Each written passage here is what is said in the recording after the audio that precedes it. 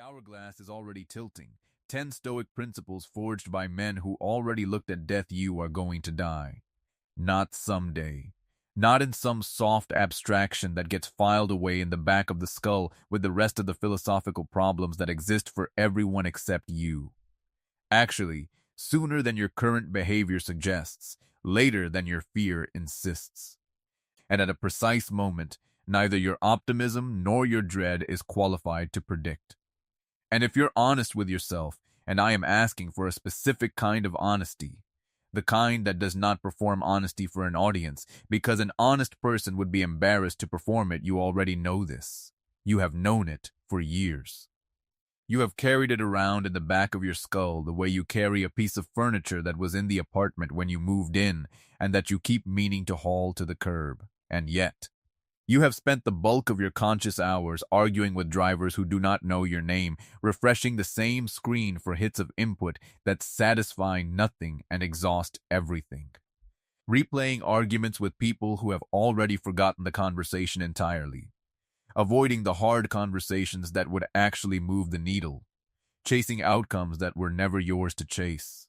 And the worst part is not any one of these. The worst part is that you did all of it operating on the steady, unexamined assumption that you had time. I need to tell you about a man. He was an emperor, Roman, ruler, at the exact moment he wrote what I am about to show you, of the entire known world. He commanded the largest military force civilization had yet managed to assemble. He had access to every pleasure, every luxury, every physical distraction a human life in the 2nd century AD was capable of containing.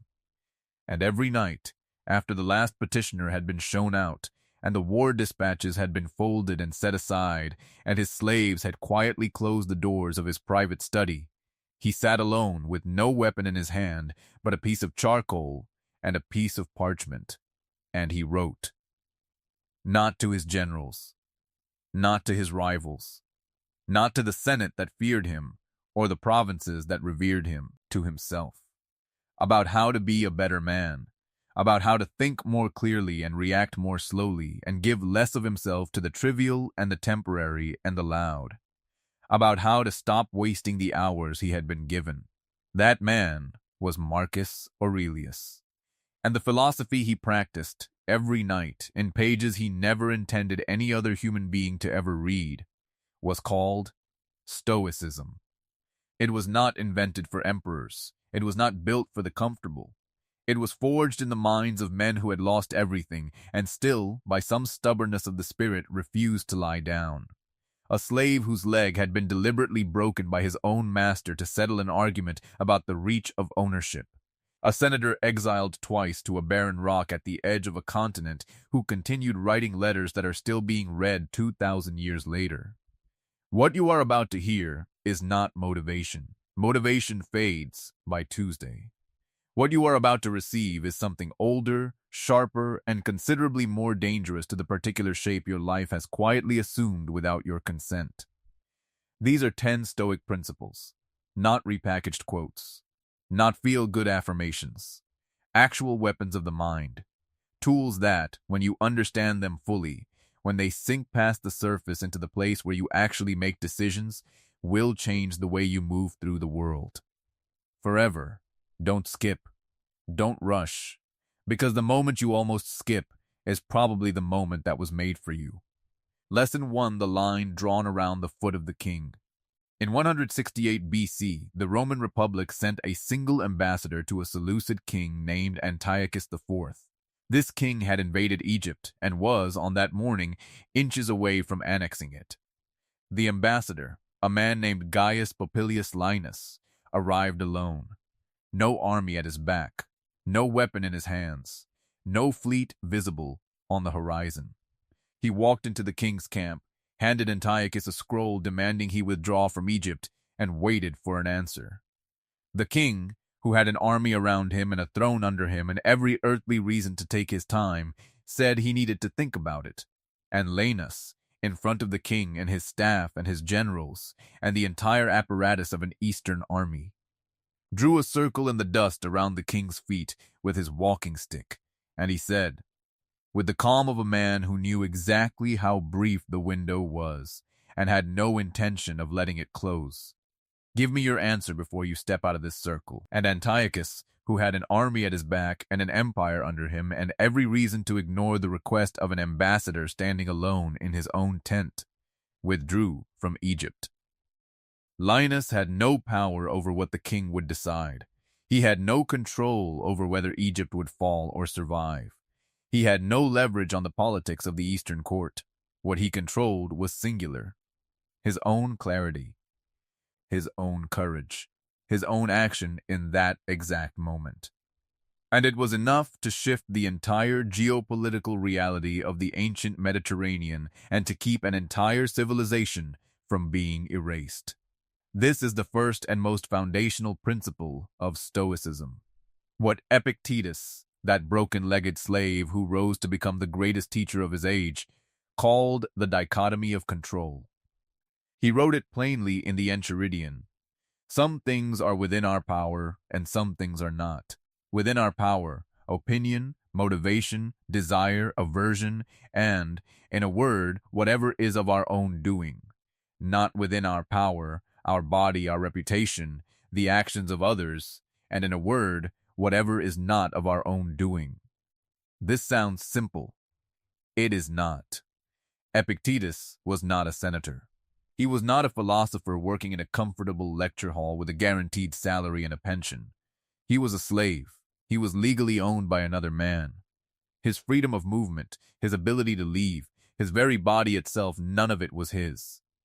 And yet, he developed, from inside a cage he could not open from the outside, a philosophy of absolute inner sovereignty. Because he understood, with a clarity most free men never grasp, that the cage that truly imprisons a human being is not built from iron. It is built from the belief, smuggled inside the cell through years of habit, that your peace depends on what happens on the other side of the bars. Think about what you spent your mental energy on this week.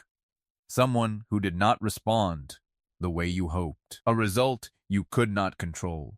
An opinion someone else formed about you that has nothing to do with who you actually are. A situation that went sideways despite everything you did right. How much of your actual cognitive and emotional bandwidth got poured into things that were never yours to control in the first place? The Stoics are not telling you to be passive. Linus was not passive. He acted with total force. But he directed that force only where it could land. He did not exhaust himself trying to control what the king would feel, what the king would think, what the king would remember of the encounter afterward. He controlled his own position, his own clarity, his own courage. And then he let reality do what it would. This principle demands something uncomfortable. That you stop using uncontrollable things as the explanation for your suffering. The economy is not the reason your life is small. The behavior of other people is not the reason you are unhappy. The situation is not by itself the reason you cannot move. These things are real obstacles. The Stoics insist, and they insist with the brutal patience of men who had lost everything and rebuilt from nothing, that your response to them is always, fully, completely, irrevocably yours. Draw the line around the foot of the king. Everything inside the line is yours. Everything outside the line, let it be. Lesson 2: the obstacle was the way forward all along. In December of 1914, Thomas Edison's laboratory in West Orange, New Jersey, caught fire. Decades of work, prototypes, notebooks, research, irreplaceable records, burned to the ground in a single October night. Edison was 67 years old. His son Charles watched in horror as his father stood at the edge of the fire, watching it consume everything he had built. Edison turned to his son and said, with a steadiness that would not make sense until you understood what he had been practicing for decades beforehand, "Go get your mother and all her friends. They will never see a fire like this again." By the next morning, he had begun rebuilding. There is a line in the private journals of Marcus Aurelius that has survived 2,000 years because it is simply, relentlessly, ruthlessly true. The impediment to action advances action. What stands in the way becomes the way. This is not optimism. This is not positive thinking, Positive thinking is soft. It says look on the bright side. The Stoic principle is harder and considerably sharper than that. It says the obstacle itself is the mechanism of your advancement, not despite the obstacle. Through it. Because of it. The obstacle is the path. Consider what this actually means for your actual life, lived on a Tuesday morning, in a body that fails sometimes and in a circumstance that does not always cooperate. Every setback you have ever experienced was also a diagnostic. It told you something true about your system, your thinking, your assumptions, your approach. Every rejection carries within it a precise specification of what was missing. Every failure is data that agreement would never, in 1,000 years of agreement, have given you. In ancient Sparta, the young men in the Agoge, the brutal military training program that produced the most effective land force the Greek world ever fielded, were deliberately, methodically undernourished, not as cruelty, as education. They were sent out to steal food in order to survive. If they were caught, they were not punished for the stealing. They were punished for getting caught. The hardship was not incidental to the training. The hardship was the training. Weakness had to be found and broken before battle found it and broke it instead. The modern world has made the profound mistake of treating comfort as the goal, and so entire generations have optimized for the removal of friction, as if the friction were the enemy of everything good.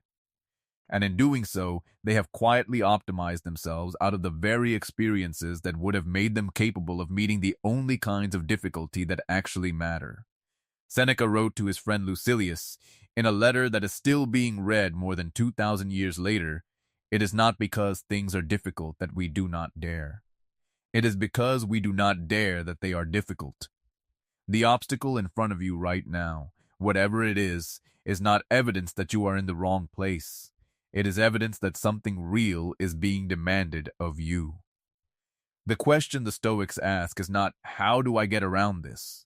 The question is, what is this obstacle asking me to become? Edison did not mourn the fire. He studied it.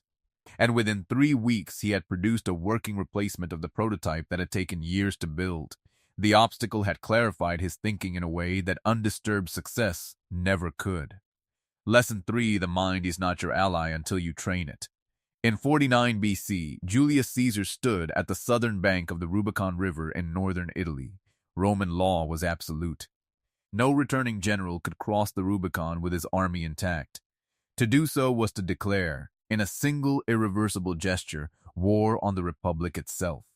His officers were afraid. His political enemies were waiting, smiling about it.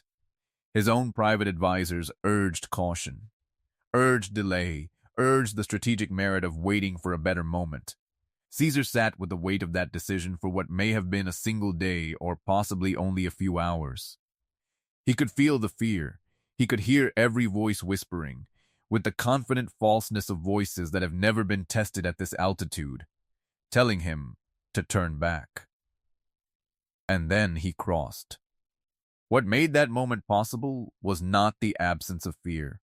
It was the presence of something that could govern fear.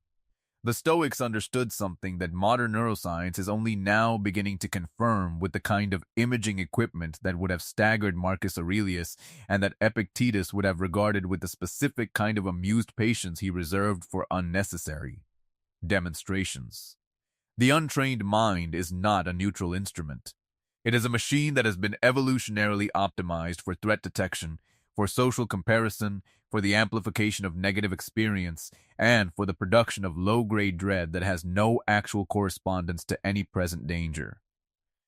Left unmanaged, the untrained mind will destroy you slowly, with 1,000 small anxieties and 1,000 invented tragedies that will all turn out, on autopsy, to have been unnecessary.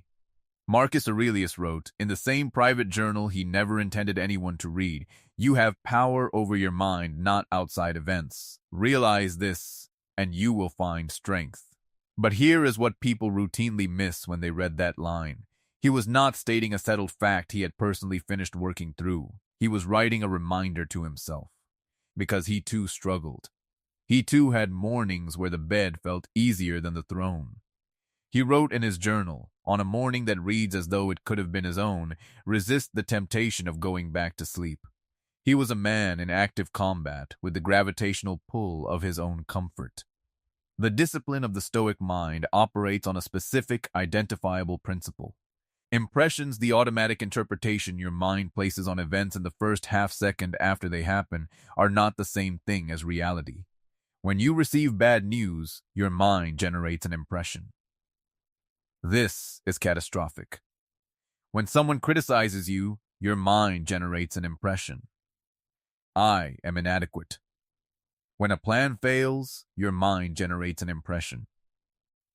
I am defeated. The Stoic practice is to pause, deliberately, between the impression and the response. To hold the impression up, the way a jeweler holds a stone up to the light, and examine it. To ask, is this true, or is this simply what my undisciplined mind does with discomfort? The ancient Stoics called this faculty the hegmonikon, the ruling part of the mind, the part that can observe thought without being enslaved by it, the part that can look at fear and ask, what are you exactly? Where do you come from? Are you useful? In 1944, Viktor Frankl was imprisoned in a Nazi concentration camp. Every external thing had been stripped from him: family, freedom, identity, possessions, the manuscript of the book he had been writing, which had been the foundation of the work he was about to produce, gone. And in that place, in that stripped and terrible place, he discovered what he came to understand was the last human freedom: the ability to choose one's response to circumstances. He wrote that between stimulus and response there is a space, and in that space lies your power. The untrained mind fills that space immediately with reaction. The trained mind stands in that space deliberately. Every meditation practice, every moment of self-reflection, every conscious pause before responding to a provocation that wanted you to react in the first half-second. These are not soft habits. They are military drills for the ruling faculty of your mind. Because the mind that is not trained will eventually be trained by whatever is loudest, most urgent, most stimulating around it. And in the modern world, what is loudest and most stimulating is almost never what is good for you. Train the mind or accept that something else will. He was advisor to emperors. He owned multiple estates. He was surrounded by every comfort the ancient world was capable of producing, and once a month, deliberately, he stripped it all away. He wrote about this practice voluntarily eating the food of the poor, sleeping on a thin mat rather than his usual bed, wearing rough clothing instead of the finely tailored robes the rest of Rome assumed he wore. Not as punishment, as preparation. He wanted to know, in his own body, in his own fibers and tendons and the actual nervous system he carried around inside his skull, the answer to a question most people are too afraid to ask. If the worst happens, can I bear it?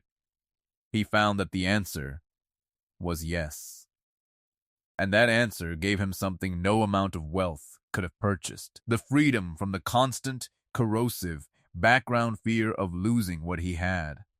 This is the Stoic practice of voluntary discomfort, and it is possibly the most misunderstood and the most underutilized principle in the entire philosophical tradition. Modern self-help has become obsessed with optimization, with efficiency, with the relentless engineering of every source of friction out of the path to achievement. But the Stoics knew something that the optimization culture has completely forgotten. The capacity to endure discomfort is not a side effect of building character. It is the mechanism of it. In the early days of American naval aviation, pilots who were training on aircraft carriers, some of the most dangerous environments in the history of organized human activity, were deliberately put through situations they could not control. Equipment that malfunctioned, communications that failed, scenarios specifically designed to push them past their training and past their comfort into the raw, unrehearsed space where they had to improvise. Because the Navy had learned, through catastrophe, that a pilot who had never been truly rattled would be rattled at the worst possible moment. What is the modern equivalent of Seneca's once-a-month practice? It is the cold shower you take, not because it is pleasant, but because it is not. It is the difficult conversation you have, not because the timing is right, but because you have been avoiding it for so long that avoiding it has become the default. It is the choice to carry the heavier thing when you could have lightened the load. It is the fast. It is the second workout that your body did not ask for. It is sitting with boredom for 15 minutes without reaching for the phone. These are not aesthetic choices. They are functional.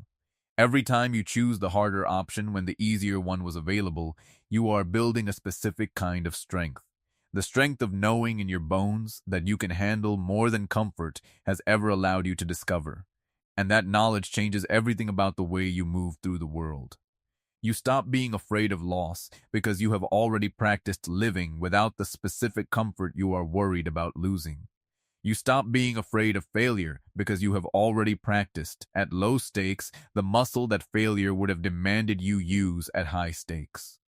Epictetus, who knew the inside of an actual prison cell from personal experience, wrote, "Seek not that the things which happen should happen as you wish, but wish the things which happen to be as they are, and you will have a tranquil flow of life." This is not resignation.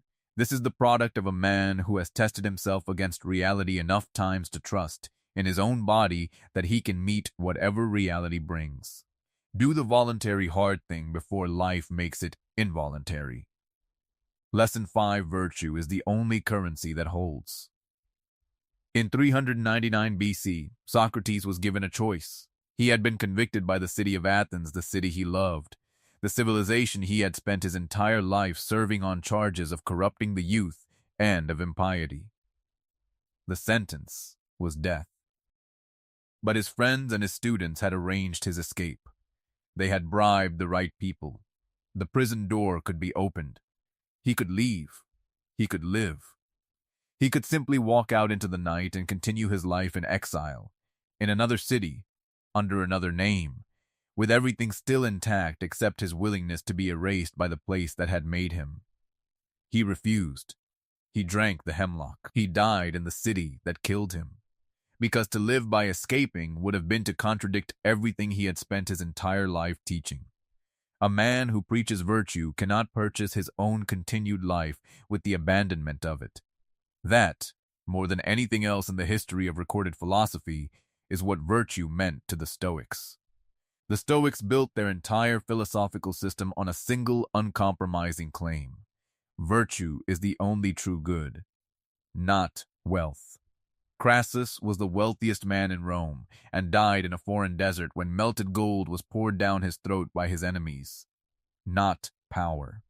Caesar was assassinated by the men who had called him friend 3 nights earlier, not pleasure. Nero had access to every pleasure available in the Roman world and died at 30, hunted and despised, stabbing himself in the throat as his own guards quietly drifted away from his body and his cause. What held? What proved itself across the full sweep of a life? What survived the test of the centuries? Character.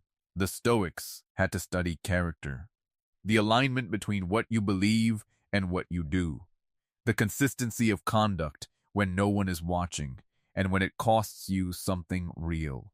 Marcus Aurelius ruled Rome for 19 years. He had absolute power. The kind of power that in every predecessor had eventually, predictably, politely produced corruption. He had advisors whose entire job was to tell him what he wanted to hear. He had the ability, easily available to him, to silence any critic who made the throne uncomfortable. And yet in his private journals, the journals he never intended anyone to read, the journals that are now read by more people than any other document of his reign, the man he described was still trying, still failing, still holding himself accountable to standards his position could have allowed him to abandon 1,000 times without anyone outside his own conscience noticing. This is what the Stoics meant by virtue. Not the performed virtue of social approval. Not the virtue you display when someone is watching and when being virtuous costs less than being seen as virtuous. The virtue that costs you something. The commitment that survives the precise moment when betraying it would have been easier, would have been more profitable, would have been safer. There is a reason the Stoics said virtue is sufficient for happiness, not contributory to it, not helpful for it. Sufficient, because a man who knows he has acted rightly cannot be truly broken by anything the world does to him afterward. His account is full. Whereas a man who has accumulated every external good wealth, status, recognition, applause, but has spent his integrity to get there, lives in a kind of permanent bankruptcy that no amount of subsequent success can ever correct. In 1940, Winston Churchill stood before a nation on the edge of collapse. France had fallen. The British army had been rescued from the beaches of Dunkirk, but was shattered, without equipment, without armor, without an obvious next step. America had not yet entered the war. Hitler controlled most of continental Europe. Churchill's own cabinet was debating, in real time, whether to negotiate peace. Churchill refused not because he was certain of victory. He was not.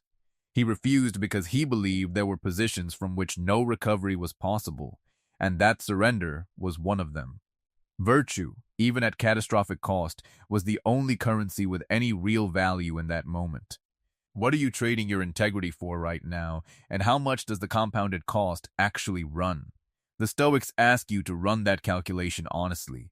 The answer is almost always larger than you have been willing to look at. Less than 6 times is the only thing you are actually spending. Seneca began one of his most consequential letters to his friend Paulinus with a sentence that lands differently the older you get. It is not that we have a short time to live, but that we waste a great deal of it.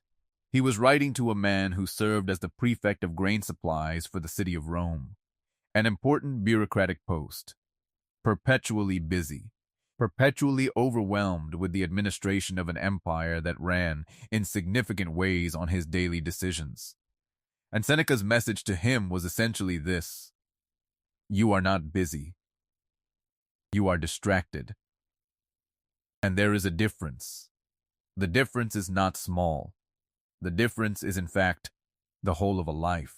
The Stoics were among the first thinkers in the Western tradition to treat time as a fundamentally moral issue.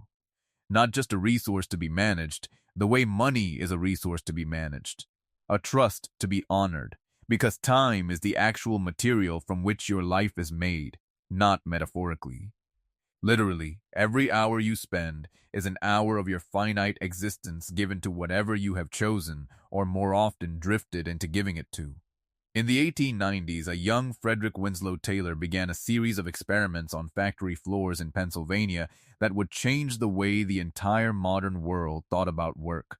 He studied, with the unsentimental precision of a man who would go on to found an entire discipline, exactly how workers used their time.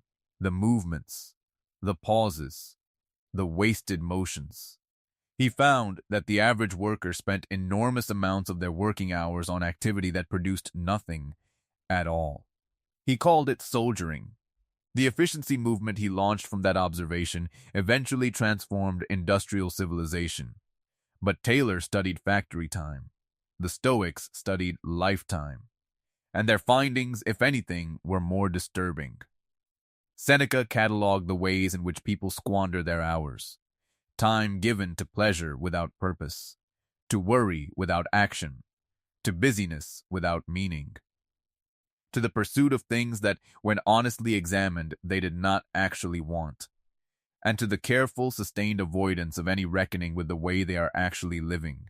He wrote, "People are frugal in guarding their personal property, but as soon as it comes to squandering time, they are most wasteful of the one thing in which it is right to be stingy." The Stoic practice around time is not merely planning and is not productivity. It is presence. Marcus Aurelius wrote about what he called, with characteristic precision, the art of confining yourself to the present. Not because the future is unimportant. It is. Not because planning is unnecessary. It is not. But because the present is the only moment in which any action is actually possible. The future is speculation. The past is done. The present is where life is actually lived. And most people, on any honest accounting, are not there. The average person in the modern world spends several hours a day consuming content that was designed not to enrich the life of the consumer, but to extend, on purpose, the time the consumer spends consuming. They spend hours rehearsing conversations that will never happen. They spend hours replaying experiences that cannot be changed. They spend enormous portions of their finite existence in a state of partial attention, partially present, partially somewhere else, fully committed to neither. The Stoics would have called this a kind of death that happens before dying. Seneca wrote with the same urgency he used on everything, postpone nothing. Balance today's books. The person who has lived well is the one who can say, at any given moment in any given week, I have already received everything this day had to offer, because I was here for all of it. Stop spending time on things you wouldn't choose if you remembered, and I mean remembered, not intellectually nodded at that you were dying, because you are. Lesson 7, sit with losing it before you lose it. Before the invasion of Persia, Alexander the Great reportedly told his inner circle that his single greatest fear was not the enemy at the border. His greatest fear was that he might stop being afraid of losing what he had. He understood something the Stoics would later codify into a full practice. The human mind adapts with ruthless efficiency to abundance, and once it has adapted, the abundance it is swimming inside becomes invisible. What you have today, you will take for granted tomorrow. What you fought for becomes wallpaper the moment it is secured. The life you are currently living, which contains almost certainly things that a previous version of you would have done almost anything to obtain, has become ordinary to you in a way that is not, on any honest accounting, the slightest bit deserved. The Stoic practice for this is called premeditatio malorum, the premeditation of evils. It is the deliberate, structured contemplation of the loss of what you currently have, not as pessimism, not as morbid anxiety, as a tool for restoring the vividness of what you already possess. Seneca practiced it deliberately. He would sit with the question, what if this were taken from me? What if this person I love were gone? What if this work I have built were destroyed? What if this health I am relying on were not there tomorrow? And rather than producing despair, which is what the modern mind assumes any honest contemplation of loss will inevitably produce, this practice produced something unexpected. Gratitude. Acute, specific, real gratitude. For the concrete, particular things that actually exist in the actual life he was actually living. Not the abstract gratitude of someone reciting a list of things they are supposed to be grateful for. The gratitude of someone who has looked closely enough at the loss to feel, suddenly and almost painfully, what the alternative to having it would actually feel like. This is not what the modern world sells. The modern world sells the constant pursuit of more. Upgrade, expand, accumulate, improve, and the implicit promise of this pursuit, sustained across decades of advertising and cultural reinforcement, is that satisfaction is always just ahead of you. Just past the next acquisition, just on the other side of the next milestone. The Stoics understood, with the clean precision of men who had tested this belief against actual loss and actual experience, that this promise is structurally false. More does not produce contentment. More produces more wanting. The only circuit breaker in this loop is the practice of confronting what your life would actually be without what it currently contains. In 1975, a study was conducted on lottery winners and, in parallel, on people who had suffered severe accidents and become paraplegic. The researchers expected substantial differences between the two groups in reported happiness sustained over time. What they found confounded their assumptions. Within a year, both groups had returned to roughly the same baseline happiness they had reported before the event that should, by every reasonable model, have moved them substantially in opposite directions. The lottery winners were not substantially happier. The accident survivors were not substantially more miserable. The mind adapts. It resets. It does so in both directions. This phenomenon now has a clinical name, hedonic adaptation, but the Stoics had the practice designed to interrupt it more than 20 centuries before the lab coat arrived. By regularly imagining the loss of what you have, you interrupt the adaptation. You restore freshness to what is now familiar. You recover the perception of value that constant possession has quietly eroded. And you do it not by pretending loss is impossible, but by sitting with the truth that everything you currently hold can in fact be taken from you. not as threat. As wake-up call, Marcus Aurelius sat, regularly and deliberately, with the possibility that he would lose his wife, his children, his empire, his health, his life, not in order to create suffering, to ensure that when he was with the people he loved, he was actually with them, not performing presence, not rushing past them toward some imagined improvement that kept moving as he approached. Present, grateful, awake to what was actually, demonstrably, already there. Tonight, sit for 5 minutes with this. What if tomorrow you woke and this was gone? Whatever it is you most take for granted, the relationship you have not appreciated out loud in months, the health you are spending recklessly, the work you are coasting on, the city you live in, the people who are still alive and currently in your life, sit with the thought. Not to frighten yourself, to see what you actually have clearly, without the fog of familiarity dimming its edges. Lesson 8. The life you refuse to examine will eventually consume you. In 1961, Hannah Arendt was sent by The New Yorker to cover the trial of Adolf Eichmann, the Nazi bureaucrat responsible for the logistics of the Holocaust. She expected to encounter a monster, a fanatic, something whose visible evil would explain, by its extremity, how an entire catastrophe of that scale could have been produced and sustained. What she found was a bureaucrat, a mediocre, ordinary, mildly boring man who had told himself across decades a series of extremely comfortable stories about following orders, about his role being administrative, about not being personally responsible for the outcomes of the machine he managed, about having simply done what was asked of him in the place where he had found himself. She called it the banality of evil. And the horror of her conclusion was this: the greatest atrocities are not committed by monsters who know, with clarity, that they are monstrous. They are committed by ordinary people who have never examined themselves closely enough to understand what they are doing and why. Socrates, that same Socrates who died by hemlock rather than abandon the practice of examination, said, at his own trial, in the same breath as a death sentence he was refusing to flee, that the unexamined life is not worth living. He was given the option to stop examining, to simply live quietly, to stop asking questions, to leave the city in peace. He refused, because to stop examining was, for him, to stop being alive in the only sense that mattered. The Stoics built daily self-examination into the actual structural foundation of their lives. Epictetus required his students to review their conduct every single day. What did I do? Why did I do it? Did my actions align with my stated values? Where did I fail? What does that failure tell me about where my training is still insufficient?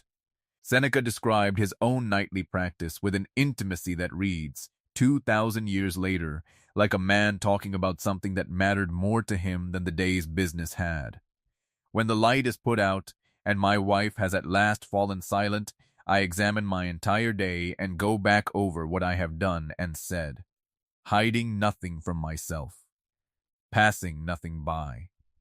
Because the honest review of a day, performed with genuine rigor, is one of the most productive single acts a human being can perform. It is the difference between experience and learning, between living days and accumulating wisdom from them. Most people avoid self-examination not because they are lazy. They avoid it because it is, genuinely and without exaggeration, deeply uncomfortable. The examined life requires that you encounter yourself honestly, your rationalizations, your failures, the small contradictions between what you claim to believe and how you actually behave when it costs you something to behave otherwise. This discomfort is exactly why the practice is necessary. The discomfort is the friction of truth against self-deception. And without regularly generating that friction, self-deception hardens, without your noticing, into identity. You become what you were unwilling to look at. Marcus Aurelius, emperor, general, the most powerful man alive in his era, wrote in his private journal that he was often a coward, that he frequently failed to act with the courage he knew was required, that he often allowed irritation when tranquility was the correct response. He did not write this for publication. He wrote it because the honest accounting with his own failures was the only mechanism he had for not repeating them tomorrow. The question, the real one, is not whether you are a good person. Almost everyone, including the people doing significant harm, privately believes they are. The question is whether you have looked closely enough to actually know. Lesson 9. Want the things your effort can actually secure. In 356 BC, on the night that Alexander the Great was born, the temple of Artemis at Ephesus, one of the 7 wonders of the ancient world, was burned to the ground by a man named Herostratus. He had no political motive, no religious grievance, no personal enemy inside the temple or the city that surrounded it. He did it for a single reason. He wanted to be remembered. The city of Ephesus sentenced him to death, and on pain of death, banned anyone from ever speaking his name. Their intention was to erase him from history entirely. But the very act of banning his name guaranteed that historians would record the ban. Herostratus achieved, through the worst possible means, exactly what he wanted. Immortality. His name is still being said, here, in this moment, 2,500 years later, in a country he never visited, and in a language he never spoke. His story is the most precise illustration the ancient world ever produced of what the Stoics called the corruption of desire, the condition in which a person wants real things but wants them so badly and wants them through such distorted channels that the pursuit ends up destroying the very thing being pursued. Epictetus, the man whose leg had been deliberately broken by another man's power over him, taught that the source of all human suffering is not circumstance. It is desire misdirected. Specifically, desiring things that are not within your control, and therefore placing your peace in the hands of factors that have no obligation to cooperate with your wishes. He made a distinction worth sitting with for as long as it takes to actually feel the distinction in your chest. The distinction between desire and will. Desire is directed outward, at outcomes, at the responses of other people, at results. Will is directed inward, at your own effort, at your own character, at your own response to whatever happens. The Stoics do not say stop wanting. They say want the right things. Want the things that your effort can actually secure. This has profound practical implications for every Tuesday you will ever have again. When you desire an outcome, a promotion, a relationship, a level of recognition, and that outcome depends on factors outside your control, you have outsourced your peace. You have made your contentment conditional on the cooperation of the world. And the world is under no such obligation. The Stoic reorientation is to transfer the desire from the outcome to the quality of the effort.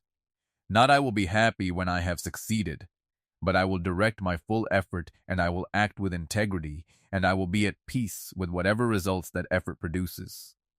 This is not indifference to outcomes. It is the recognition that outcomes are built from processes, and the only part of any process you fully own is your own conduct inside it. In 1936, Jesse Owens traveled to Berlin to compete in the Olympic Games, the games that Adolf Hitler's regime had designed on purpose as a demonstration of Aryan supremacy. Owens won 4 gold medals. He ran and jumped with a clarity and a precision that no political program could match, because his desire was not for recognition, was not for revenge, was not for the validation of a watching world that already knew what it wanted to believe. His desire was to perform at his absolute limit. The result, from there, took care of itself. Check your desires, not whether they are ambitious. Ambition is fine, not whether they are big. Big is fine. Check whether they are attached to outcomes you cannot control, because the attachment is the suffering, not the wanting. The Stoics want you to want more. They want you to want the right things more precisely. Lesson 10 to live well is to learn how to die well. and that learning changes everything. In 65 AD, the Emperor Nero sent soldiers to the villa of Seneca, with orders for his death. Seneca had been Nero's tutor, his advisor, his mentor for most of Nero's reign. It did not matter. None of it mattered. A new mood had moved through the emperor, and the mood required Seneca dead. And so dead he would be. The soldiers arrived. Seneca, by this point elderly and ill, sat with his friends and his wife. He told them, with the steadiness of a man who had spent a lifetime preparing for this exact moment without ever knowing when it would come, "Do not weep. I am going where I have always known I was going." He dictated his final thoughts to scribes. He took the blade himself and opened his veins with a steadiness that his executioners reportedly found genuinely disturbing, because he did not behave like a man who had just lost everything. He behaved like a man who had long ago finished the part of the practice that mattered. He had spent his entire life preparing for that moment, not in a morbid way, in the only way that preparation for death is actually possible. By learning to live without clinging, by practicing often and deliberately and at small scales, the loosening of the grip on things that were never fully his to keep. The Stoics confronted death more directly than any other philosophical tradition in the ancient world, not because they were pessimists, because they understood that death is not the opposite of life. Death is the context in which life takes on its actual meaning. Without the boundary, nothing inside has any shape at all. Marcus Aurelius wrote, "You could leave life right now. Let that determine what you do and say and think." This is not a death wish. This is a clarity tool. The awareness that your time is genuinely, measurably, finitely limited transforms the trivial back into the trivial and makes the essential impossible to ignore. There is a Zen story about a master who, when asked what happens after death, replied, "I don't know." The student said, "But you are a Zen master." And the master said, "Yes, but not a dead one." What Seneca had bleeding to death in his bath, dictating philosophy to his scribes, refusing to weep, was the lived integration of the awareness that this ends. And that integration had changed everything about how he had chosen to spend the time before it ended. Studies of people who have had near-death experiences report a consistent pattern. They return with radically altered priorities. Things that consumed them before the event status, trivial conflicts, social comparisons, the accumulation of things lose almost all of their gravity within days of the return. And things that had been neglected presence, depth, love, meaning, attention, the actual person sitting across from them suddenly become the only things that matter. The Stoic practice asks you not to wait for the near-death experience to teach you what it would teach you. It asks you to use the awareness you already have that you will die, that everyone you love will die, that everything you have built will eventually be gone, and to let that awareness operate on your daily choices. Right now. Not later. Not when you are older. Now, because the people who learn to live with death in view do not live smaller lives. They live larger ones. They stop wasting time on things they do not actually care about. They stop performing for audiences whose approval they do not actually need. They stop postponing, for yet another quarter, the things that actually matter in favor of the things that are merely loud. Marcus Aurelius lost 5 of his children during his lifetime. He buried a wife. He lost close friends and political mentors.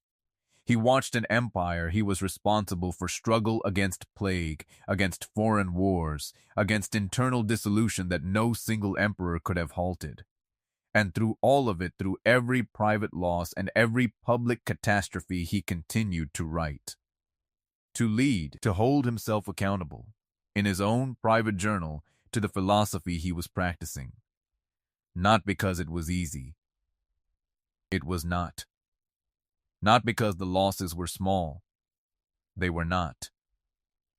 Because it was what he had concluded life was for. The Stoic question, the final one, the one that underlies everything that has come before it in this video, is this. If you knew exactly how much time you had left, would you spend it the way you are spending today?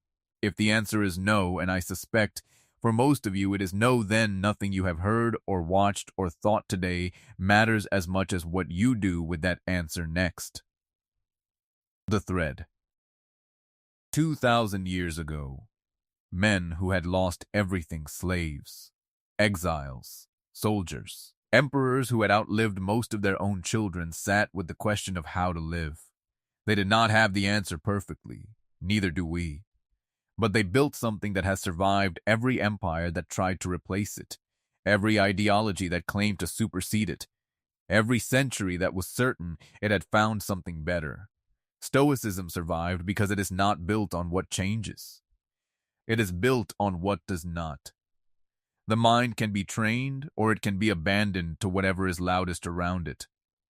Obstacles can be turned into tools, or they can be treated as walls. Time can be spent deliberately, or it can be spent passively, the way most people spend most of theirs. Character can be built through consistent, difficult, mostly uncomfortable choices, or it can be quietly corroded by comfortable ones. Desire can be aimed at things your effort can actually secure, or it can be aimed at outcomes that will never be yours to deliver. And death, when it comes, will reveal, with a precision nothing else can match, whether the life that preceded it was actually lived. You now have 10 principles, not 10 suggestions, not 10 inspirational concepts, 10 tools that if you pick them up today and use them honestly and consistently in the hard moments instead of the easy ones, will fundamentally alter the trajectory of the only life you will ever be given. The Stoics did not ask you to be perfect. They asked you to be honest, to look at yourself clearly, to act today in the next choice you make, however small it appears according to your nature at its best, and to meet whatever comes, good, bad, catastrophic, magnificent, with the steadiness of a mind that has been prepared. That preparation begins now, not after this video, not on Monday, now. In the next choice you make, however small it appears. The Stoics were right about one thing above everything else. Every moment is the moment. There is no other.